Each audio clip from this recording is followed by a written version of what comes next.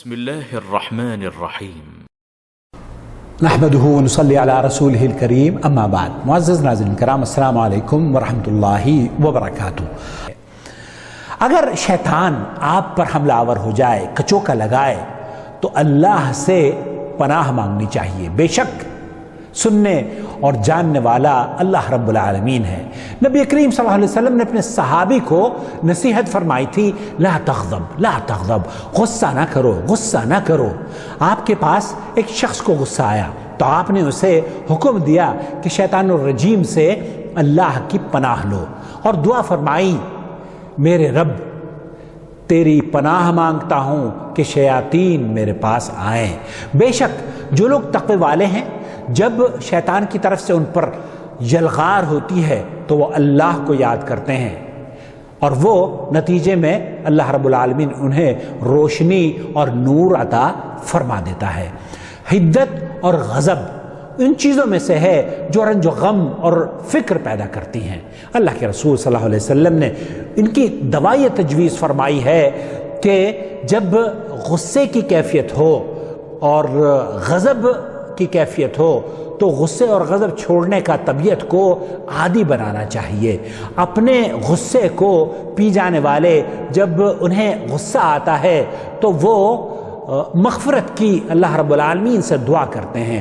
اور غصے سے بچنے کے لیے دوسری چیز جو اللہ کے رسول صلی اللہ علیہ وسلم نے فرمائی ہے وہ یہ کہ وضو کی جائے، چونکہ غصہ غضب آگ کا ایک انگارہ ہے اور آگ کو پانی بجھا دیتا ہے. طہارت ایمان کا ایک حصہ ہے اور وضو مومن کا ہتھیار ہے.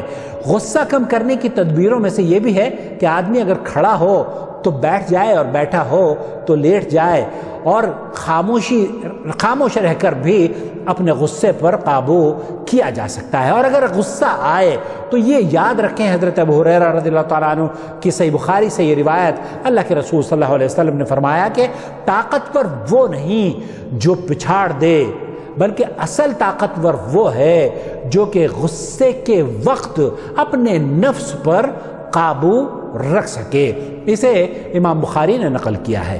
اور غصے والے شخص کو جبکہ وہ طاقتور بھی ہے، غصہ آ رہا ہے اور وہ بدلہ لینے پر بھی قادر ہے، تو اسے یہ چاہیے اگر وہ غصے پر اپنے قابو رکھ لیتا ہے اور معاف کر دیتا ہے تو اللہ رب العالمین قیامت کے دن اسے اس حور کو عطا فرمائیں گے جو اس کو پسند ہوگی. اللہ رب العالمین سے دعا ہے کہ ہمیں غصے پر کنٹرول کرنے والا بنائے اور غم اور فکر سے دور فرما دے. آمین یا رب العالمین.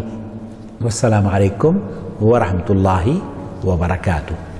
اللہ ولی الذین آمنوا یخرجهم من الظلمات إلى النور والذین كفروا أولیاؤهم